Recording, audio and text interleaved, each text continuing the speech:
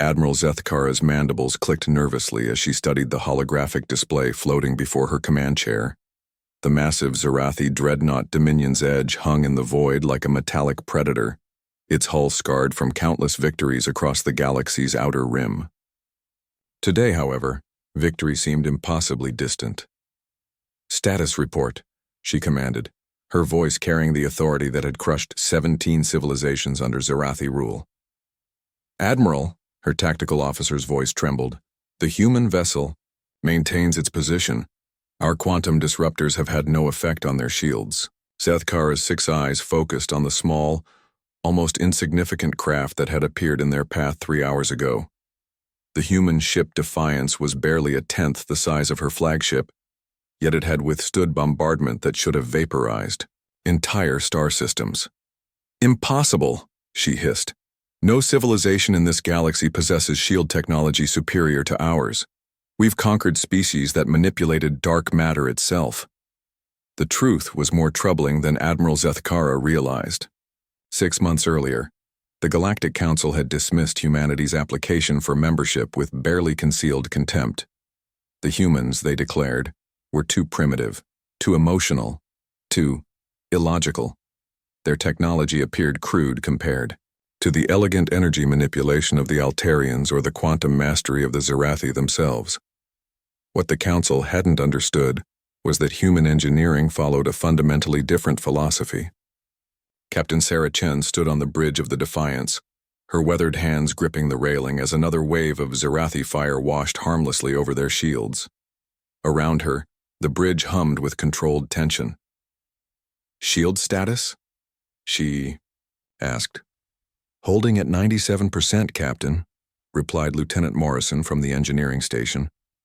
"The harmonic dampeners are distributing the energy load exactly as designed." Chen smiled grimly.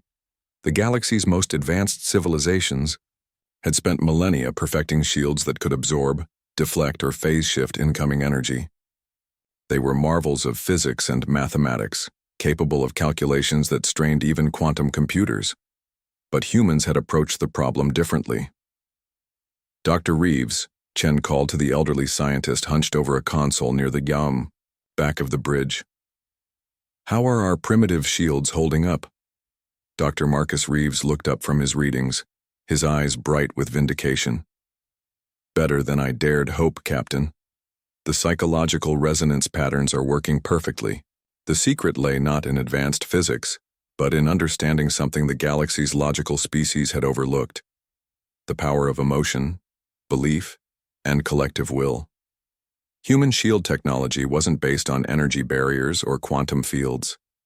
Instead, it tapped into something far more fundamental: the human capacity for hope, determination, and sheer bloody-minded stubbornness. Each shield generator was connected not just to the ship's power core, but to the neural patterns of the crew themselves. When Dr. Reeves had first proposed the theory, the scientific community had laughed. Shields powered by human emotion? Defensive systems that grew stronger under pressure? It sounded like fantasy, not physics. But humanity had always excelled at turning the impossible into the inevitable. The shield generators hummed with more than electricity. They resonated with Captain Chen's determination to protect her crew, with Lieutenant Morrison's unwavering faith in human engineering, with Dr. Reeves's passionate belief that emotion was not weakness, but strength. Most importantly, they drew power from something every human carried: the absolute refusal to surrender when defending what they loved. Aboard the Zarathi flagship, frustration was mounting to dangerous levels. "Admiral," the weapons officer reported, "we've expended 60% of our energy reserves. The human shields show no signs of weakening." Zethkara's claws scraped against her command chair's armrests. In 6 centuries of conquest, she had never encountered anything like this. "Impossible. Run a deep scan of their vessel. What technology are they using?" The science officer's response came moments later, confusion evident in his translated voice. "Admiral, we're detecting massive neural activity from the human crew, but it appears to be synchronized somehow. Their shield generators are operating on principles we don't understand." "Elaborate." "The shields appear to be drawing power not just from their reactor, but from emotion? Collective will? Our scanners show energy patterns that shouldn't be able to exist according to known physics. Zethkara felt something she hadn't experienced in decades. Uncertainty. The Zarathi had conquered the galaxy through superior technology and ruthless logic. Emotion was considered a weakness, something to be suppressed or eliminated. But watching this small human vessel shrug off their most powerful weapons, she began to understand that perhaps the galaxy had been wrong about more than just humanity's worthiness for council membership.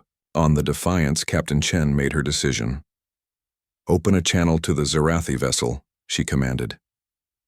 Admiral Zethkara's image appeared on the main screen, her alien features twisted with frustrated rage. "Admiral," Chen said calmly, "we didn't come here to fight. We came to show you something. Your shields are strong because they're built with advanced science. But they fail because they lack something equally important: the will to endure." "What are you talking about, human?" "Our shields aren't just technology, Admiral. They're powered by something your people discarded long ago. The belief that some things are worth protecting no matter the cost. When your people face overwhelming odds, your shields calculate the probability of survival and often fail accordingly. When humans face impossible odds," Chen smiled, "that's when our shields work best." The communication ended, and both ships, hung in space, locked in a standoff that had become something more than military. It had become philosophical. Hours later, the Zarathi fleet withdrew. Admiral Zethkara filed a report that would shake the Galactic Council to its core. Humanity's application for membership needed to be reconsidered immediately. Not because they were technologically advanced, but because they had discovered something far more powerful: how to forge strength from the very emotions the galaxy considered weaknesses. The strongest shields in the galaxy, it turned out, weren't made of energy or exotic matter. They were forged by human hands, powered by human hearts, and made unbreakable by the simple, stubborn human refusal to give up. Nandu.